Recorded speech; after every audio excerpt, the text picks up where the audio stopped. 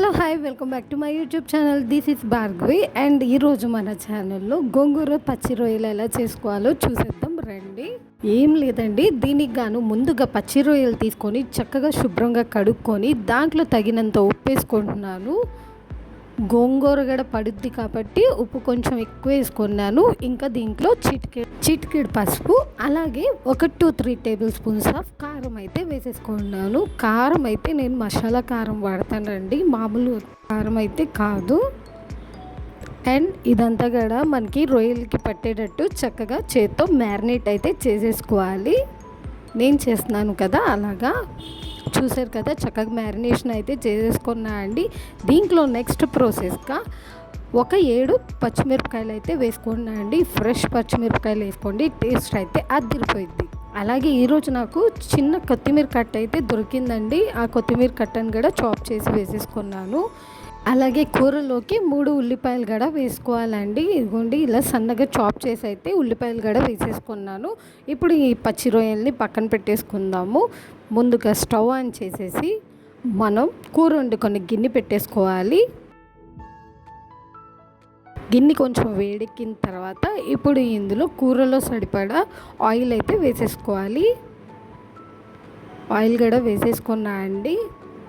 Oil heat ఎక్కింది. ఇప్పుడు ముందుగా మ్యారినేట్ చేసి పెట్టుకున్న పచ్చి రొయ్యలను అయితే మనం కాగిన నూనెలోకి వేసేసుకుందాం. గోంగూరకైతే మన తెలుగువారి ఇంట స్పెషల్ ఫ్యాన్ పేజీ ఇంట్లోనే కాదండి, మన హాట్స్లో కూడా.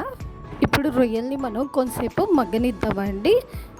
రొయ్యలు మగ్గే లోపల మనం గోంగూర అయితే చక్కగా తుంపి రెడీ చేసుకున్నా అండి. గోంగూరని కూడా శుభ్రంగా చేసుకొని మనం ఉడికిచ్చే డాకాలో అయితే వేసేసాను. అలాగే గోంగూర పుల్లగా ఉంటుంది కాబట్టి ఒక కట్ట చుక్క కూర వేసుకున్నట్టయితే దీనికి కమ్మదనం అయితే యాడ్ అయ్యిద్ది. గోంగూర పుల్లగా ఉంటుంది కాబట్టి చుక్క కూర వేసినట్టయితే కమ్మదనం వచ్చుద్ది మనకు వంటలో. మీరు కూడా ఎప్పుడైనా వంట చేసేటప్పుడు తప్పకుండా ట్రై చేయండి. ఇప్పుడు నేను కట్ చేసుకున్న చుక్క కూరగాడ గోంగూరలో వేసేసుకొని 1 గ్లాస్ నీళ్ళు అయితే వేసిన.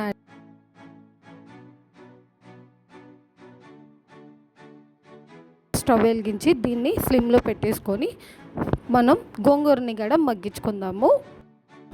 గోంగూర మగ్గేలోపు రొయ్యలు ఎక్కడి వరకు ఉడికాయో చూసుకుందామండి. చూస్తున్నారు కదా, రొయ్యల్లోంచి మనకు పచ్చి రొయ్యలు కాబట్టి వాటర్ అనేది కొంచెం ఊరాయి అన్నమాట. ఈ వాటర్లోనే మనం కొంచెం రొయ్యలను అయితే ఉడికించుకుందాము. నేనైతే ఒకసారి అన్ని వైపుల నుంచి కలిపేసుకుంటున్నా అండి. కూర ఎక్కించిన దగ్గర నుంచి కలపలేదు కాబట్టి ఒకసారి అయితే కలియబెట్టాను. ఇప్పుడు మూతేసి మరి కొంతసేపు ఉడికించుకుందాము. ఇది పెద్ద ప్రాసెస్ ఏం కాదండి, మనకి ప్రాబబుల్లీ ఒక 10-15 మినిట్స్లో వంట అయితే అయిపోయిద్ది. గోంగూర కూడా మనం పక్కన ఎక్కించేసాం కాబట్టి 2 కూడా ఒకే టైంలో అయితే మనకి ఉడికిపోతాయి. రొయ్యల్లో ఇంకొంచెం వాటర్ ఉందండి, ఆ వాటర్ అంతా కూడా మనకి దగ్గరగా అయిపోయి రొయ్యలు అనేది కొంచెం నూనె తేరాలి. అప్పుడు దాకా అయితే ఉడికించుకుందాము. రొయ్యల్లో వాటర్ అవ్వకుండా అయితే ఇంకో వాటర్ అయితే మనం వేయకూడదండి.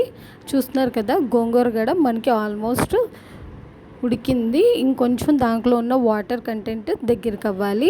నాన్ వెజ్ అనగానే అందరం కూడా భయపడతాం కదా, మసాలా అని చెప్పేసి, అలాగే ఎలా కుదురుతా అని.